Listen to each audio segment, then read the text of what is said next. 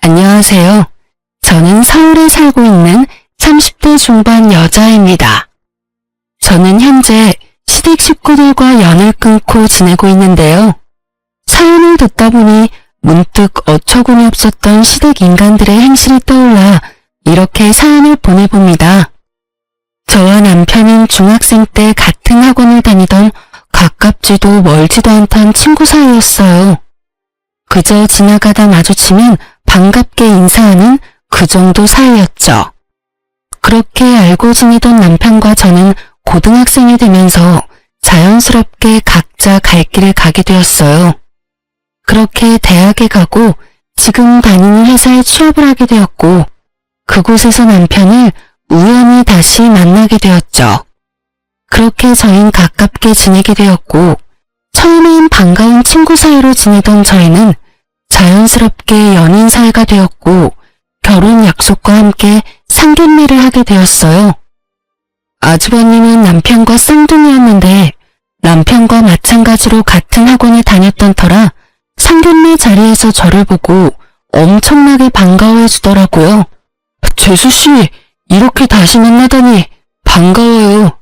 두 사람 인연이긴 인연인가 보네요. 결혼까지 한다니 말이에요. 그러게요. 저도 회사에서 처음 만났을 때 얼마나 놀랐는지 몰라요. 다 가족이 될 운명이었나 보네요. 결혼 축하해요. 내 동생 잘 부탁해요, 재수씨. 이렇듯 저희는 알던 사이더라도 서로 간에 예의 있는 차림과 인사를 나누었고 상견례 자리도 화기애애한 분위기에서 잘 마무리되었어요. 양가의 축복을 받으며 저희는 결혼을 하게 되었고 신혼집은 친정에서 세를 주고 있던 아파트가 비게 되어 그 집에 전세로 살게 되었어요. 회사에서 가깝기도 했고 무엇보다 시세보다 저렴하게 세를 주신 친정 부모님 덕분에 고민할 필요가 없는 결정이었어요. 그렇게 저희는 평범한 결혼 생활을 이어나갔고 포용력이 넓은 남편 덕분에 크게 싸울 일 없이 잘 지냈어요. 그러던 어느 날 저는 출근을 하고 남편은 연차를 써 쉬는 날이었어요. 남편은 제가 출근하는 시간에 맞춰 일어나 저를 회사에 데려다주고 형을 만나러 간다고 하더라고요. 마침 형도 오늘 쉰다고 하면서요. 그래서 전 알겠다고 했고 남편은 마칠 때 데리러 오겠다고 하며 손을 흔들더라고요. 그렇게 전 남편의 배웅을 받으며 출근을 했고 퇴근 시간이 다가왔어요. 다 와간다는 남편의 연락에 회사 앞에서 기다리고 있는데 기다리는 남편의 차는 오지 않았고 이상한 차가 제 앞에 멈춰서더라고요. 그 순간 창문이 열렸고 운전석에 앉은 남편이 타라고 하더군요. 의아했지만 별 생각 없이 전 차에 몸을 실었고 차에 타자마자 남편에게 물어보았어요. 여보, 이 차 뭐야? 중고차로 새로 샀다기엔 등급도 그렇고 주행거리도 그렇고 당신 차보다 나은 게 없는데? 설마 제 값 주고 산 건 아니지? 그게 오늘 형 만난다고 했잖아. 거의 반 강제로 바꿨어. 형 차랑. 이거 형 차야. 뭐? 왜? 몰라. 바꿔달라고 계속 그러잖아. 처음엔 안 된다고 했는데 계속 내 차가 갖고 싶다고 하루 종일 귀찮게 하더라고. 그래서 그냥 바꿔버렸어. 황당하더군요. 남편 차도 그리 좋은 차는 아니었는데 그것마저 탐내며 바꿔가다니 그렇게 안 봤는데 참 어처구니가 없었어요. 시숙도 시숙이지만 남편도 어이없기는 같았어요. 아무리 자기가 총각 때부터 가지고 있던 차라고는 하지만 그래도 이런 일은 상의 정도는 해야 하는 것이 맞는다고 생각했기에 남편에게 단호하게 한마디 했어요. 당신이 지금 웃을 때가 아니야. 일단 차는 이미 바꿨다고 하니까 그냥 넘어가는데 앞으로는 이런 일이 있으면 나랑 상의 정도는 해줘? 나 정말 지금 어이가 없어지려고 그래. 아무리 동생 차가 탐난다고 해도 그걸 정말로 바꾸자는 형이나 바꾸자고 한다고 바꿔버리는 동생이나 나 황당해 진짜. 그런가? 난 워낙 어릴 때부터 이러고 살아서 그런 생각도 못했네. 먹는 것도 그렇고 입는 것도 그렇고 좋은 거는 다 형이 먼저였거든. 그래요. 남편은 이 성향에 대한 자각 자체가 없더라고요. 3분 빨리 태어난 것도 형이라고 남편은 어릴 때부터 집안의 분위기에 휩쓸려 시숙을 머리 위에 이고 산 듯했어요. 이미 등록비까지 다 내고 명의까지 바꿔버린 차이기도 했고 곧 임신 준비도 할 예정이라 차를 한 대 더 살 예정이었던 터라 그냥 넘어가기로 했습니다. 대신 전 남편에게 정신교육을 하기 시작했어요. 여보, 당신 걸 아주버님한테 다 양보하는 건 당연하지가 않은 일이야. 그게 설사 아주버님이 가지고 싶어 한다고 해도 말이야. 아주 극단적인 예로 만약에 아주버님이 내가 갖고 싶으니까 날 달라고 하면 줄 거야? 미쳤어?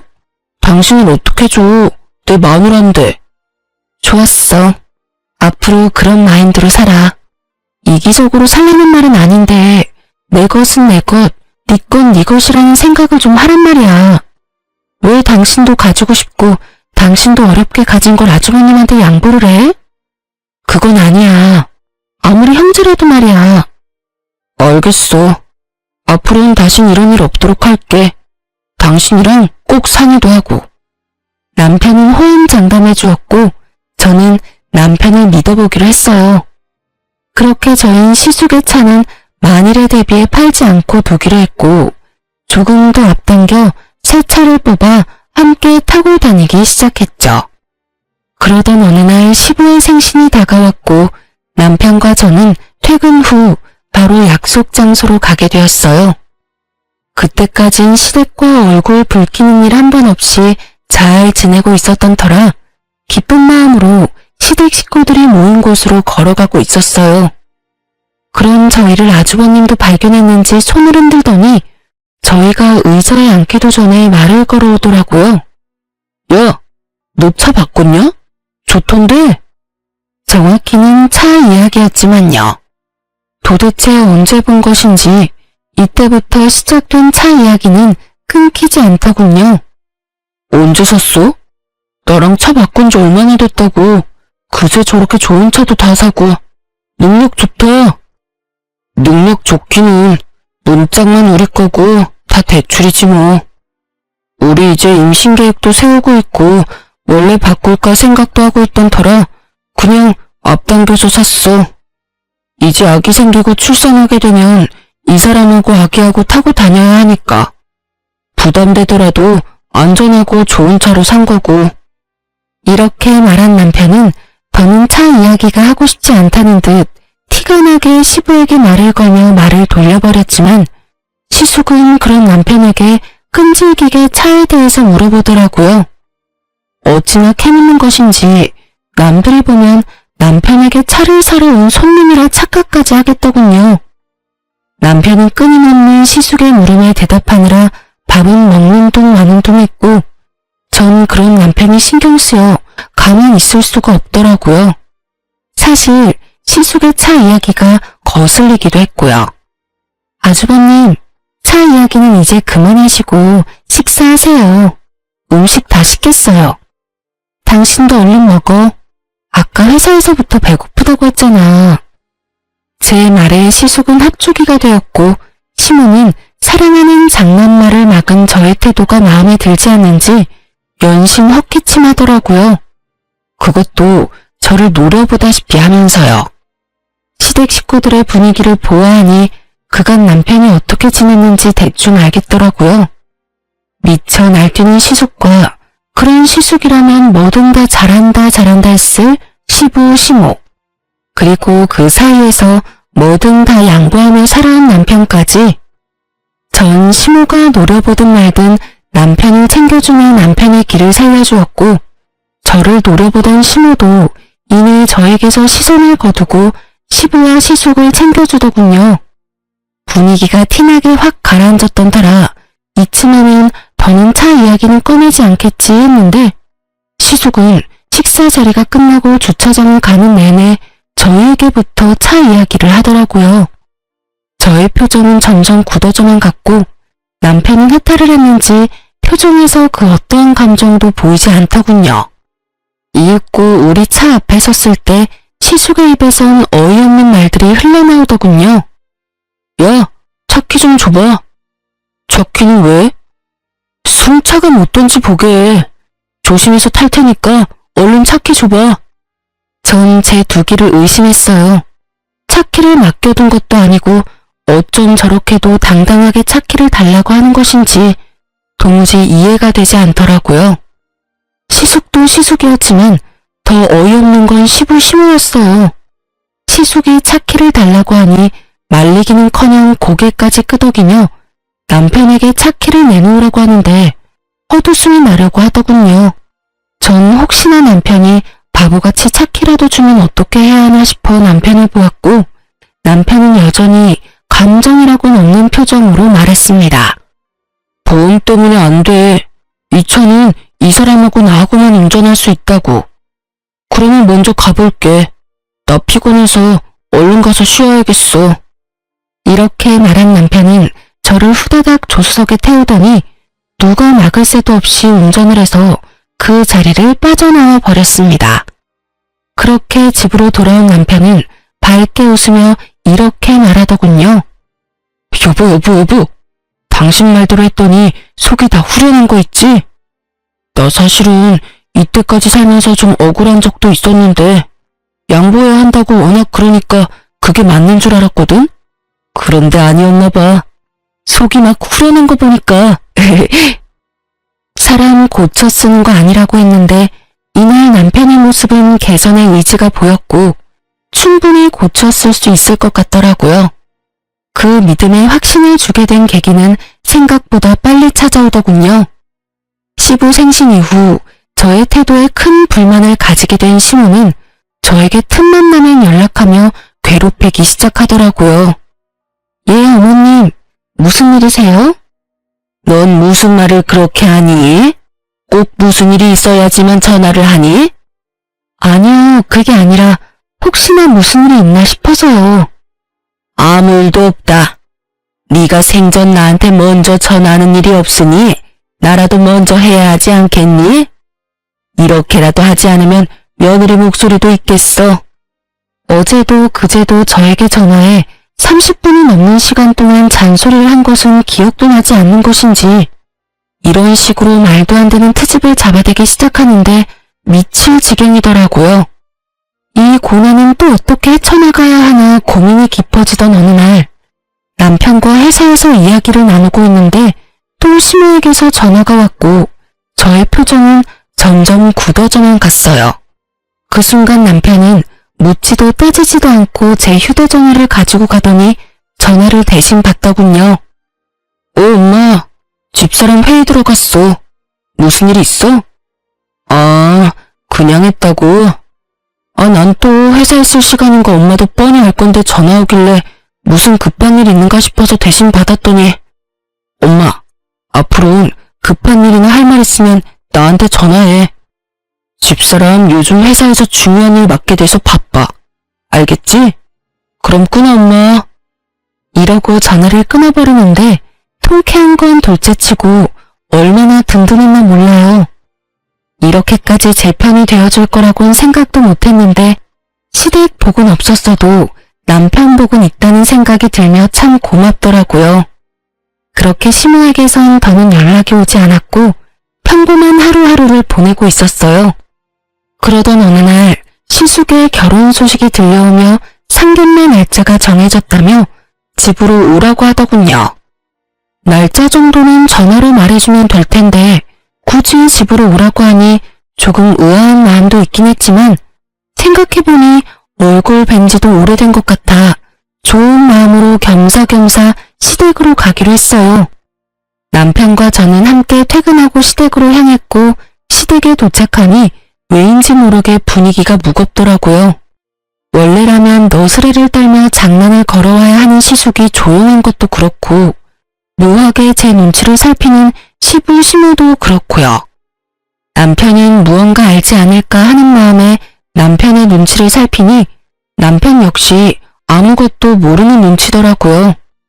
그렇게 식사는 시작되었고 밥이 입으로 들어가는 것인지 코로 들어가는 것인지 알 수 없는 그야말로 체할 것만 같은 식사 자리가 계속되고 있었어요.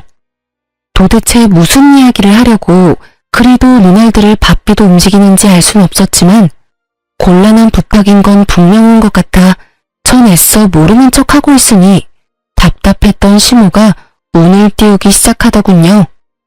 이야기 들었지? 우리 상남이 드디어 결혼을 한다는구나. 상견례는 이번 달 마지막 주말에 하기로 했어. 그래요? 그러면 그날 시간 비워둘게요. 그나저나 좋으시겠어요, 어머님. 늘 아주버님 걱정하셨는데 이제 그 걱정은 안 하셔도 되겠네요? 그 걱정은 덜었는데 다른 걱정이 생겼지 뭐니. 어휴. 왜요? 무슨 일 있으세요? 그게 마땅한 집이 없지 뭐니. 집이 마음에 들면 돈이 없고 돈에 맞추니 집이 형편없고 그래서 요즘 고민이 깊어. 아, 그래서 다들 표정이 안 좋으셨구나. 그렇지 않아도 친구들 보니까 집 구할 때 다들 고민 많이 하더라고요. 한두 푼짜리도 아니고 급하게 생각하지 마시고 아직 시간 있으니까 천천히 알아보세요. 잘 알아보면 괜찮은 집도 꽤 있을 거예요. 그렇겠지? 그런데 너희 집은 어떠니? 살기가 괜찮니? 이때부터 무언가 이상함을 감지하기 시작했던 것 같아요. 심호하는 꼴이 꼭 시숙이 참 울어오던 꼴과 같아도 너무 똑같았으니까요. 그래도 설마 저희도 전세로 사는 집인데 눈독을 들이는 걸까 하는 생각이 들었고 그저 저희 아파트에 매물이 났는가 보다 하고 생각했어요. 그래서 전 최대한 솔직하게 말했습니다. 신축은 아니긴 하지만 주변에 상가들도 많고 교통편도 좋아요. 무엇보다 회사가 가까워서 저흰 만족하면서 살고 있어요. 제가 이렇게 말하자 시모는 갑자기 제 손을 꽉 잡고 눈을 반짝이며 속내를 드러내기 시작하더군요. 아가, 그래서 하는 말인데 그 집 우리 장남이 좀 살면 안 되겠니? 너희가 살고 있는 그 집 우리 장남한테 좀 양보해 주렴. 네? 그게 무슨 말이세요? 말 그대로야. 너희가 사는 집 우리 장남한테 좀 주렴. 어차피 그 집 너희 친정집이라고 했잖니. 네 친정의 자식이라고는 너 하나뿐이니 지금은 전세로 새들어 살고 있어도 언젠가는 다 네 것이잖니. 그러니 친정에다가 말 좀 잘해서 일찍 물려달라고 하고 그 집 물려받으면 네 신랑 명의로 해놓으렴. 그때부턴 우리가 다 알아서 하마. 아, 중간에 드는 세금은 우리가 다 알아서 할 테니 그건 걱정도 하지 마라. 우리도 그 정도 생각은 다 하고 있어. 이 무슨 말도 안 되는 헛소리인지 농담이라고 해도 억소리가 날 것 같은데 표정을 보아하니 진담이 분명했고 긍정의 의미로 고개를 끄덕이고 있는 시부와 시숙을 보고 있자니 욕이 나올 것만 같더군요. 전 최대한 흥분을 하지 않으려 애쓰며 말을 이어나갔습니다. 어머니, 그런 말이 어디 있어요. 부모님께서 물려주신다고 하신 것도 아니고 제가 나서서 어떻게 물려달라고 해요. 그리고 혹시나 물려주신다고 한들 그 집을 아주버님께 내주고 나면 저흰 어디 가서 살라고요? 그거야 너희 친정에 집 한 채 더 있잖니? 거기 사는 사람 내보내고 너희가 거기 들어가서 살면 되지 않니? 설마 우리가 너희 길거리에 내앉게 하겠어? 다 생각을 해놨지. 정말 어이가 없더군요. 어쩌면 이렇게 당당하게 친정 부모님의 집으로 이딴 말도 안 되는 계획을 세웠던 것인지 아니 애초에 친정에 노는 집이 한 채 더 있는지 어떻게 알고 있는 것인지 의문만이 가득했고 시모의 물음에 답도 하지 않고 생각해보니 상견례 날이 떠오르더라고요. 저희가 상견례를 할 당시 아빠가 한 채는 지금 세주고 있고 한 채는 곧 비니 저희 보고 들어가서 살라고 했던 말씀을 하셨고 시댁 식구들은 그 말을 이때껏 기억하고 있다가 이런 계획을 세운 듯 했어요. 짧은 찰나였지만 곱씹으면 곱씹을수록 어이없고 화가 치솟더군요. 전 더는 흥분을 가라앉히지 못하고 언성을 높였고 남편 역시 더는 듣고 있을 수 없다는 듯 제 말에 이어 고함을 지르더라고요. 어머님, 제발 말도 안 되는 소리 좀 하지 마세요. 그게 말이 된다고 생각하세요? 그래, 엄마. 제발 좀 그만해. 양심이 없어? 아니면 생각이 없는 거야? 다들 정말 왜 이렇게 염치들이 없어? 뭐? 집을 내놓으라고? 우리한테 집 맡겨놨어? 심지어 그 집, 처가집이야. 우리 돈으로 장만한 집을 내놓으라고 해도 제정신이 아니라고 할 마당에 뭐? 처가에서 집을 받아와서 내놓으라고? 그게 제정신 바뀐 사람들이 할 일이야?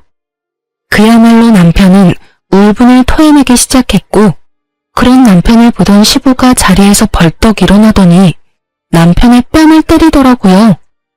어디서 큰 소리인 거야? 네 눈에는 부모는 보이지도 않는 거냐? 내가 널 이따위로 가르치든? 그럼 이 말도 안 되는 소리를 그냥 듣고만 있어야 했나요? 뭐가 그렇게 말도 안 된다는 말이냐? 우리도 다 생각해보고 내린 결론이야. 어차피 노는 집이고 어차피 너희가 물려받을 집인데 좀 일찍 물려받아서 네 형 결혼 선물로 집 한 채 주는 게 뭐 큰일이라고 이리도 큰 소리인 거야? 뭐가 그렇게 큰일이라고 하셨어요? 이게 큰일이 아니라고요? 그래. 너희가 눈 딱 감고 집만 받아오면 간단하게 해결될 일 아니냐? 저것도 말이라고 하는 것인지 참 대단한 인간들이라는 생각만 들더군요. 남편 역시 더는 말이 통하지 않는다고 생각했는지 제 손을 잡고 일어나며 단호하게 한마디 했어요. 전혀 간단하지 않고요. 저흰 절대 처가에서 집 받아올 생각도 없고 혹시나 집을 받게 되더라도 줄 생각은 전혀 없으니 헛물 캐지 말고 그 시간에 능력에 맞는 집이나 더 알아보세요. 아시겠어요? 이렇게 말한 남편은 대답은 들을 필요도 없고 더는 말 섞을 필요도 없다는 듯 저를 끌고 시댁에서 나와버렸습니다.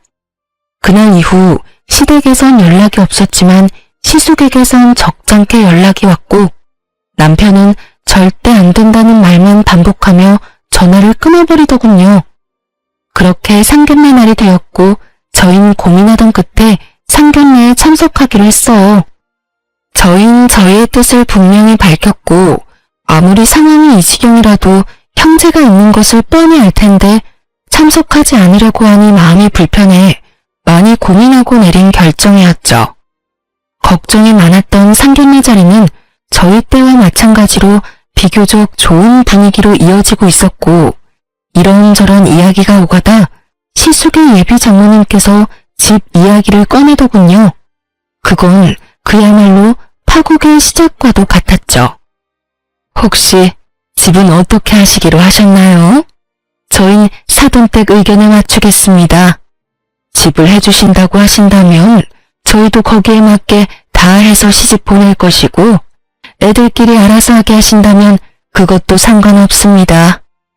혹시 따로 계획하고 계신 것이 있으면 말씀해 주시겠어요? 들어보니 반반 결혼도 전혀 상관이 없다는 말이었고 여러 가지 생각이 스치더군요.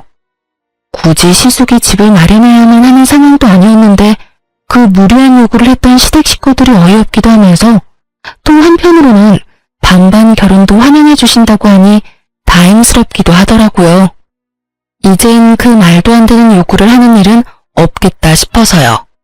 하지만 그런 제 기대와는 달리 시모의 입에선 예상치 못한 경악스러운 말이 흘러나오고 있더군요. 아유, 애들끼리 알아서 한다니요. 요즘 아무리 세상이 변했다고 해도 집은 남자가 해가야죠. 마침 괜찮은 아파트가 있어서 사려고 하고 있어요. 아, 그러세요? 그러면 거기에 맞춰서 혼수 준비하도록 할게요. 대략 몇 평쯤 되나요? 32평이에요. 층은 20층인데 전망도 좋고 주변 상가도 많이 들어와 있어서 생활하는데 불편함이 없을 거예요. 아, 신축은 아닌데 관리가 잘 돼서 아주 괜찮다고 하더라고요. 거기에다가 교통편도 아주 좋고요. 그래요? 무엇보다 교통편 좋다는 게 참 좋네요. 그렇죠? 마음에 드신다니 다행이네요. 조만간 살던 사람들이 나갈 예정이니까 정리되는 대로 같이 보러 가시죠. 그래도 집은 한번 보셔야 하지 않겠어요? 빠른 시일 내에 연락 한번 드릴게요. 이렇게 말하면서 저를 쳐다보며 미소 짓는데 딱 알겠더라고요. 20층 32평? 인프라 형성이 잘 된 신축은 아니지만 관리가 잘 된 아파트. 그곳은 바로 저희 집이라는 사실을요. 그래요. 시모는 뻔뻔하게도 준다고 한 적도 없는 저희 집을 얼굴색 하나 변하지 않고 마련할 수 있다고 말하고 있었고 그 머릿속은 뻔했어요. 아마 모르긴 몰라도 상견례 자리에서 공포하듯 말하면 저희가 어쩔 수 없이 집을 내놓을 거라 생각했겠죠. 그 얼마나 어이없고 멍청하게 짝이 없는 생각인 줄도 모르고요. 아니, 친정 부모님 집이 제 집도 아니고 저희가 마련한 저희 명의의 집도 아닌데 어쩌면 그런 생각을 할 수가 있는지 참 황당하더라고요. 심보도 참 날강도 심보보다 더하면 더했지 모자라진 않아 보이더군요. 시댁에서와 마찬가지로 시부 시숙의 표정은 평온하기 그지없음으로써 이 말도 안 되는 생각과 같다는 뜻을 표하고 있었고 저와 남편의 표정은 점점 굳어져 가고 있었어요. 전 상견례 자리고 나발이고 더는 참을 수가 없었고 시모에게 마지막으로 확인하기로 했어요. 어머님, 혹시 지금 마련할 수 있다는 아파트가 저희가 살고 있는 집인가요? 나가야 하는 세입자는 저희고요. 맞나요? 그래, 그때 다 이야기되지 않았니? 우린 충분히 다 설명했다고 생각하는데 할 말 있거든 집에 가서 이야기하자꾸나. 오늘이 어떤 날인지 모르니? 일단 상견례 자리부터 마무리하고 그때 이야기해. 알겠니? 당황하는 기색 하나 없이 뻔뻔하게 그지없는 얼굴로 딱 이렇게 말하는데 정말 헛웃음이 나며 눈앞이 캄캄해질 만큼 감당할 수 없는 화가 오르는 느낌을 받았어요. 떠오르는 많은 말들이 뇌를 거치지 않고 입으로 나오려는 순간 지나치게 차분한 남편의 목소리가 들려오더라고요. 말씀 중에 죄송한데 제가 중요하게 꼭 드리고 싶은 말이 있네요, 사돈 어르신. 지금 저희 쪽에서 말하고 있는 그 아파트는 아마 마련하지 못할 겁니다. 그 집은 저희가 살고 있는 집인데 저희가 내어줄 생각이 전혀 없거든요.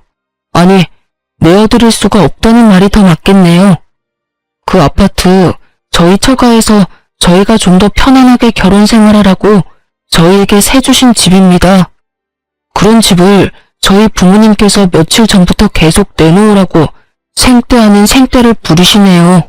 남편의 말에 사돈댁에게선 아무 말 없이 표정이 굳어버렸고 그런 상황을 살피던 시모는 노발대발하며 남편을 핀잔하고 나서더군요. 아닙니다, 사돈. 다 오해예요. 넌 왜 그런 말을 하는 거야? 그리고 생떼? 그게 부모한테 할 말이야?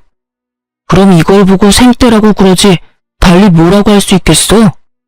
분명 안 된다고 했지. 처가에 집을 맡겨놓은 것도 아니고 형이 장가가는데 왜 우리가 처가댁에서 집을 받아와야 해? 그것도 주신다고 한 적도 없는 집을 말이야. 그런 걸 보고 날강도 심보라고 하는 거야, 엄마. 어때요, 사돈 어르신들? 제 말이 틀렸습니까? 저희 부모님께서 처가에 가서 집을 받아오라고 하더군요. 그것도 두 채나요. 한 채는 지금 저희가 사는 집인데 그 집엔 형이 들어가서 산다고 하고 한 채는 저희 보고 들어가서 살라고 하는데 이게 말이 되는 상황이라고 생각하십니까? 너 정말 그만하지 못해? 이 자리가 무슨 자리인지 잊었어? 네 형 결혼 망치려고 작정했니 너? 결혼 망치려고 작정한 사람은 내가 아니라 식구들이지. 어떻게 하나같이 그런 생각들을 해? 누구 하나 말리는 사람이 없냐고. 그때도 분명하게 말했는데 못 알아들을 것 같으니까 다시 한번 말해줄게. 우린 절대로 처가에 집 달라고 할 생각도 우리가 사는 집 내줄 생각도 없으니까 쓸데없는 꿈 꾸지 마. 알겠어? 내 부모, 내 형이지만 난 정말 이해가 안 된다. 어쩌면 이리도 뻔뻔하게 이런 생각, 이런 말을 할 수가 있는지 말이야. 개판 5분 전. 딱 이 말에 어울리는 분위기가 되고 눈알이 튀어나오게 남편을 노려보며 씩씩거리는 시부시모와 자신의 예비처가 식구들의 눈치를 살피는 시숙. 그리고 여전히 평온하게 그지없는 남편 사이에 무거운 정막만이 흐르던 그때 시숙이 입을 열더군요. 너 왜 이렇게 변했어? 너 원래는 이렇지 않았잖아. 다 잊었냐? 네가 가진 건 다 내 거라는 걸. 너 역시 그걸 당연하게 생각하고 이때껏 나한테 다 양보하며 그렇게 살았잖아, 너. 그런데 왜 이제 와서 이러는 거야? 그깟 집 좀 주면 되는 건데. 어차피 네 집도 아니고 서가에 그냥 받아오면 되는 건데 그것도 못 해줘? 자동차는 국말 없이 넘겨놓고 왜 집은 안 되냐고. 이 무슨 제 무덤 스스로 파는 짓거리인지. 시숙은 친절하게도 자신이 얼마나 파렴치하고 상식 이하의 인간인지 스스로 증명하고 있었고 형님이 될 뻔했던 여자의 표정은 실시간으로 썩어가고 있더라고요. 여자의 표정은 보이지도 않는 것인지 시숙의 말도 안 되는 생떼는 계속되고 있었고 그런 시숙의 말을 듣고만 있던 남편은 긴 한숨을 쉬더니 말하더군요. 그래. 나 이때까진 그렇게 살았어. 그게 맞는다고 생각했으니까. 그래, 그게 맞는 거야. 그러니까 이때까지 살던 대로 살아 그냥. 알겠어? 아니, 이제 그게 틀린 거라는 걸 알았어. 그러니까 이제 그렇게 살진 않을 거야. 차 이야기했지? 그깟 차 정도야 형이니까 충분히 바꿀 수 있다고 생각했어. 사실 가격 차이도 크게 나지 않았고 내 돈으로 산 내 차이기도 했으니까. 가족끼리 그 정도는 충분히 해줄 수 있다고 생각했다고. 하지만 집은 엄연히 달라. 그 집은 내 집도 아니고 내 돈은 10원짜리 하나 들어가지 않았으니까. 정 그 집이 탐나면 형이 사. 살 돈이 없으면 전셋값이라도 내고 살아. 그 정도는 내가 장인어른한테 잘 이야기해 볼 테니까 말이야.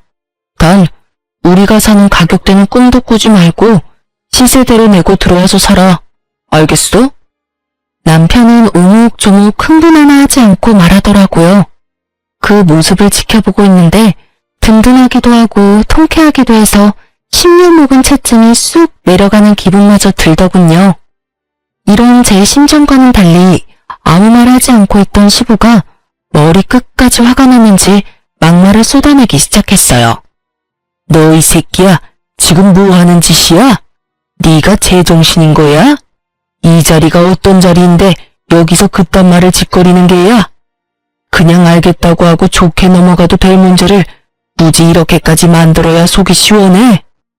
그때 이 아비한테 한 대 맞고도 정신을 못 차렸구나. 이 쓰레기 같은 놈, 부모 형제한테 이딴 식으로 굴고 네가 잘 될 것 같아? 이렇게 막장 드라마와도 같은 상황은 절정을 향해 달려가고 있었고 내내 말 한마디 없이 지켜만 보고 있던 여자가 자리에서 일어나더니 시숙을 쏘아보며 말하더군요. 와, 진짜 가지가지한다. 당신이나 당신 부모님들이나 다 정상이 아니구나.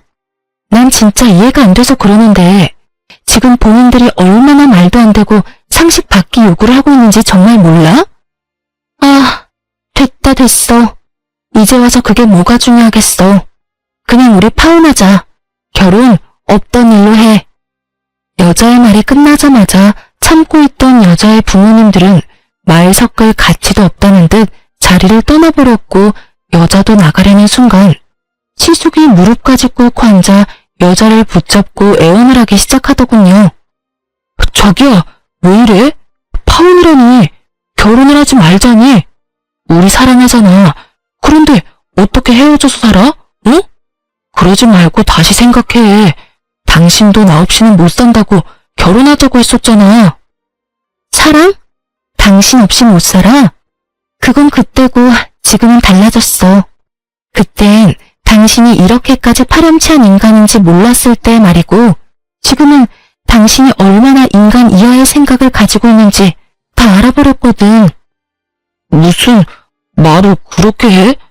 아, 아파트 때문에 그래? 그거라면 아무 걱정하지 마. 이 녀석이 요즘 좀 제정신이 아니라서 그래. 조금만 기다려주면 내가 무슨 수를 써서라도 아파트 받아올게.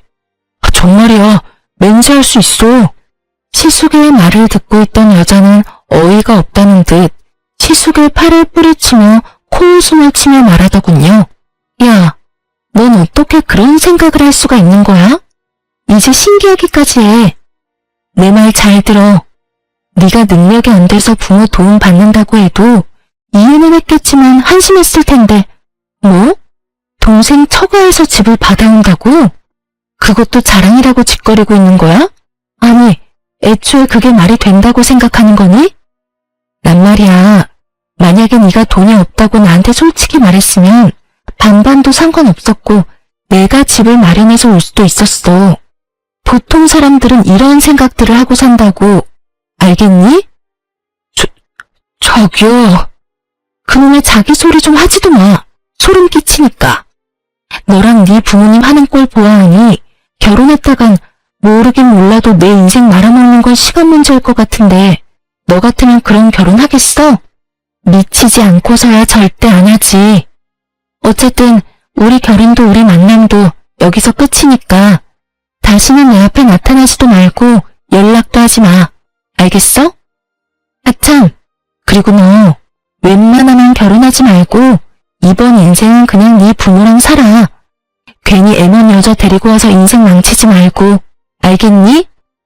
사이다와도 같은 발언을 마친 여자는 저희 부부의 앞에 서서 감사 인사를 전하더군요. 정말 감사해요. 그런 말까지 해주시는 게 쉬운 일이 아니었을 텐데 다 말씀해 주셔서 덕분에 인생 구제했네요. 정말 감사해요. 여자는 그대로 나가버렸고 모두가 떠난 그곳에서 저희는 그야말로 공공의 적이 되어버렸더군요. 시모는 온갖 욕을 하고 있었고 시부는 먹지 않고 뒀던 식전주를 연신 들이키고 있더라고요. 시숙은 남편을 한 대 칠 요량으로 주먹을 부들부들 떨고 있었고요. 너 이 자식, 너 때문에 지금 내 결혼이 깨졌어? 너 이걸 어떻게 책임질 거야? 내 인생 어떻게 할 거냐고. 그걸 왜 나한테 물어? 형 인생 형이 알아서 해야지. 그리고 앞으로는 이때껏 내가 부모님께 주던 생활비도 드리지 않을 거니까 형이 알아서 해. 오늘 보니까 굳이 나 혼자 부모님을 챙길 필요가 없어 보이더라고. 당연히 대신 내주던 부모님 대출금도 마찬가지로 내주지 않을 거니까 그것도 이제부턴 형이 감당해. 뭐라고? 갑자기 그건 왜? 내가 돈이 어디 있어? 그럼 나는 돈이 차고 넘쳐서 부모님 드린 줄 알아. 나도 다 회사에서 일해서 번 돈으로 드린 거니까 형도 월급 받은 걸로 보태드려. 잘난 장남이 이제부턴 알아서 하라고. 못난 차남한테 바라지 말고. 그리고 형이 이때까지 빌린 돈도 다 갚아. 이때까지 나한테 돈 빌릴 때마다 온 메시지도 다 보관하고 있고 입출금 내역도 고스란히 다 남아있으니까 한 푼도 빼지 말고 다 갚아. 혹시나 해서 말인데 안 갚으면 아무리 가족이라도 경찰에 신고할 테니까 그런 줄 알고. 그럼 우린 이만 가볼게. 더 있다가 귀가 썩을 것만 같아서 말이야. 그렇게 저흰 돌아와 버렸고 시댁에서 오는 모든 연락을 받지 않았어요. 시숙은 예상대로 돈을 갚을 생각이 없어 보였고 남편은 그런 시숙을 경찰에 신고를 해버렸어요. 처벌을 할 생각까진 없었지만 겁을 주기 위해 하는 신고라고 하더군요. 남편의 생각이 통했는지 경찰에 신고를 한 날 시숙에서 전화가 끊이지 않고 오더라고요. 왜 계속 전화질이야? 너 진짜 미쳤어? 그렇다고 정말 신고를 하면 어쩌자는 말이야. 경찰서에서 전화까지 왔다고. 그러게 내가 돈 갚으라고 했잖아. 경찰에 신고한다고. 야, 이 미친 새끼야. 네가 인간이야? 어떻게 이렇게까지 하냐고. 이렇게까지 해야 형이 내 돈을 갚을 것 같더라고. 이제 내 의지는 잘 알았을 테고 푼돈 가지고 시간 끌지 말고 주말까진 기다려줄 테니까 다 갚아. 만약에 이번에도 내 경고 무시하면 다음 주엔 경찰서에서 보게 될 테니까 그런 줄 알고 전화 끊어. 남편은 그대로 전화를 끊어버렸고 저를 향해 옅은 미소를 보여주더군요. 착잡해 보이더군요. 하지만 그 착잡함도 잠시 소식을 전해 들은 시부모가 집으로 찾아왔고 문을 열어주지 않으니 동네가 떠나가라 소리를 지르고 문을 두드리더군요. 그런 자신의 부모의 모습에 오만정이 떨어진 듯 남편은 아무 말이 없었고요. 그렇게 끝까지 밑바닥을 다 드러낸 시부 시모는 저희가 도무지 문을 열어줄 기색도 보이지 않자 돌아가 버렸고 주말이 되기 전 시숙은 돈을 입금했더라고요. 그렇게 저흰 시댁과의 모든 연락을 끊고 살았고 처음엔 많이 힘들어하던 남편도 시간이 지나자 점점 표정이 밝아지더군요. 여보, 나 사실은 많이 힘들었어. 그래도 부모님이고 가족인데 이건 너무하나 싶기도 했고 말이야. 그런데 지금 생각해보니까 왜 진작 그러지 않았나 싶을 정도로 홀가분하고 행복해. 내가 진작 이런 결단을 내렸어야 했는데. 그랬다면 당신이 그런 일을 겪지 않아도 됐을 텐데. 미안해.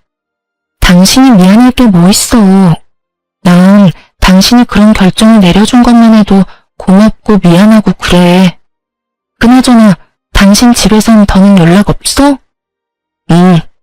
요즘엔 조용하네. 그것 참 다행이라고 하려는 순간 양반은 못 되는지 시모에게서 전화가 오더군요. 한동안 뜸했던 시모에게서 온 연락이라 남편은 잠시 고민을 하다 전화를 받았고 시댁은 그야말로 파탄이 나 있더군요. 무슨 일이야? 이제 다신 연락하는 일 없는 줄 알았는데. 아들, 엄마 아빠 좀 살려줘. 우리가 다 잘못했어. 왜 나한테 그런 말을 해? 그 잘난 장남은 어떻게 하시고? 그게 그놈 집 나갔어. 글쎄 네가 보태주던 돈을 다 자기가 내야 한다고 생각하니까 그게 아까웠는지 갑자기 독립을 한다고 하면서 짐을 싸서 나가버렸지 뭐야. 그리고 연락조차 안 된다. 그래서? 그래서라니? 너도 알다시피 우리한테 돈이 어디 있어? 이 집 마련하느라 그나마 있던 돈도 다 쓰고 집 대출금만 남은 거 너도 알잖니? 이제 와서 일을 할 수도 없는 노릇이고. 그래서 하는 말인데 예전처럼 돈 좀 도와주면 안 되겠니? 앞으로는 다른 건 바라지도 않으마. 그저 네 부모 생활만 할 수 있게 좀 도와주렴. 엄마, 잘 들어? 앞으로 나 우리 식구들이랑 연 끊고 살 거야. 자식으로서의 도리는 충분히 했다고 생각하고 있지만 상황이 이러니 형한테 돌려받은 돈 엄마 줄 테니까 급한 불 붙었고 그게 내가 엄마한테 마지막으로 해주는 도리니까 그런 줄 알고 앞으로 연락도 하지 말고 찾아오지도 마. 너 정말 대단한 놈이구나. 어떻게 부모한테 이렇게까지 해? 내가 널 어떻게 키웠는데 이 나쁜 놈아. 이게 다 그년 때문이지? 네 마누라가 다 시켰지? 넌 그년이랑 결혼하기 전까진 이러지 않았다고. 넌 부모보다 여자가 더 중요하니? 그딴 년이랑 당장 이혼해라. 당장 이혼하란 말이야.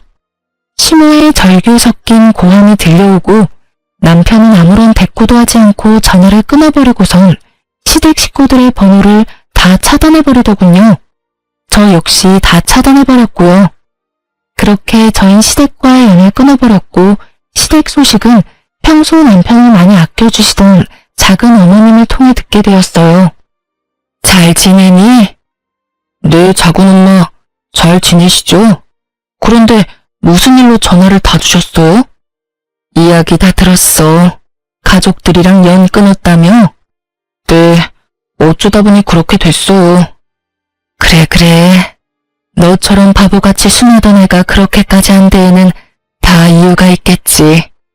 다들 잘 지내시죠? 잘 지낸다고? 잘 지내기보단 드디어 정신 차리고 살고 있지. 너하고 연락도 끊기고 돈 나올 구멍이 없으니까 글쎄 네 부모들이 네 형 회사에 찾아갔다고 하더구나. 회사 앞에서 자리 퍼질고 앉아서 울고불고 하니까 사람들 몰려서 구경하고 난리였나 봐. 그 사람 많은 회사 앞에서 네 형이랑 네 부모랑 큰 실랑이가 일어나고 네 형이 결국 네 부모님들을 내팽개치다시피 하고 도망쳤다고 하더구나. 그러니 어떻게 됐겠어? 입 달린 것들은 다 한마디씩 하고 부모 버린 자식이라고 회사에 소문이 파다하게 다 퍼졌을 거야. 네 부모님들은 처음엔 나한테 전화가 와서 두 아들 다 나쁜 놈이라고 하면서 하소연을 하더니 돈 좀 빌려달라지 뭐니. 나라고 뭐 돈이 있겠니? 아니, 있다고 해도 안 빌려주지. 그래서 없다고 했더니 그 자랑자랑하던 집 팔고 작은 집으로 이사했다고 하더라. 그 덕에 빚은 대충 다 갚은 것 같던데 생활비가 없으니 소일거리라도 하면서 근근히 생활하고 있나 봐. 그러니 이제라도 정신 제대로 차린 거 아니겠어? 제가 참 뭐라고 해야 할지 모르겠네요. 저 역시 부모 버린 건 마찬가지니까요. 그런 말 하지 마라. 내가 말했지? 너 같은 애가 그렇게까지 했을 땐 다 그만한 이유가 있을 거라고. 내가 처음 시집 왔을 때 네가 3살이었어. 넌 그때부터 몇 분 일찍 태어난 형도 형이라고 얼마나 눈치를 살피던지. 그 어린 게 뭘 안다고 그렇게 했겠어? 다 네 부모가 그렇게 강요하면서 키웠으니까 그랬지. 난 네가 이렇게 해주길 내심 바랬단다. 그러니 그런 죄책감은 가지지 말려무나. 살다가 더 많이 살아가다가 네 마음도 많이 누그러지고 네 부모님들도 반성 많이 하면 그때나 돼서 한번 찾아뵙거라. 그러면 되는 거야. 그렇게 말씀해 주셔서 감사해요. 그래. 이런 말하기 그렇지만 이제라도 연 잘 끊었다. 이제부턴 네 가정 잘 꾸리고 살아가. 이제 네 가족은 네 집사람이니까 행복하게 해주렴. 네, 작은 어머니. 작은 어머님의 위로를 받은 남편은 한결 더 편안해 보였고 그 소식을 마지막으로 저흰 시댁 소식을 들을 수가 없었어요. 저흰 잘 살고 있어요. 집도 회사에서 더 가까운 곳으로 이사를 했고 전화번호도 바꿔버렸죠. 시부 시모에게선 연락이 오지 않는데 시숙에게서 다른 번호로 연락이 계속해서 와 어쩔 수 없이 바꿔버렸네요. 다행스럽게 시숙은 회사로는 찾아오지 않았고 시부모는 남편에게 워낙 관심이 없었던 터라 남편의 회사를 모를 거라고 하더군요. 그래서 회사는 계속 잘 다니고 있어요. 아, 그리고 저 임신을 했어요. 지금은 5개월째이고 아기도 저도 아주 건강하답니다. 출산이 다가올수록 어쩔 수 없이 시부모님 생각이 나더라고요. 그래서 남편에게 혹시나 연락을 하고 싶다면 그렇게 해도 된다고 했더니 남편은 이렇게 말하더군요. 사실 생각이 나지 않는다면 거짓말이지. 그래도 나 연락 안 할 거야. 이런 일로 연락하기 시작하고 다시 왕래하기 시작하면 같은 일이 반복될 게 뻔해. 덩달아 우리 애한테도 피해가 갈 거고. 난 이제 그런 일 내 가족이 겪게 하진 않을 거야. 남편의 뜻은 확고해 보였고 저도 그 이후론 말을 꺼내지 않았네요. 그러면서 하는 말이 그래도 돌아가시기 전엔 연락을 드려 찾아뵐 것이라고 했고 그땐 저도 함께 하겠다고 했어요. 저흰 이렇게 살고 있어요. 요즘 남편과 저의 유일한 낙은 검진 때마다 무럭무럭 자라고 있는 아기를 보는 것이네요. 원래도 다투는 일이 거의 없었는데 임신을 한 후엔 더 다툴 일도 없고 아주 잘 지내고 있어요. 이렇게 저의 시댁과 인연을 끊게 된 이야기는 끝이 났습니다. 긴 사연 함께 해주셔서 감사해요. 그럼 전 이만 물러가 볼게요. 좋은 하루 되세요.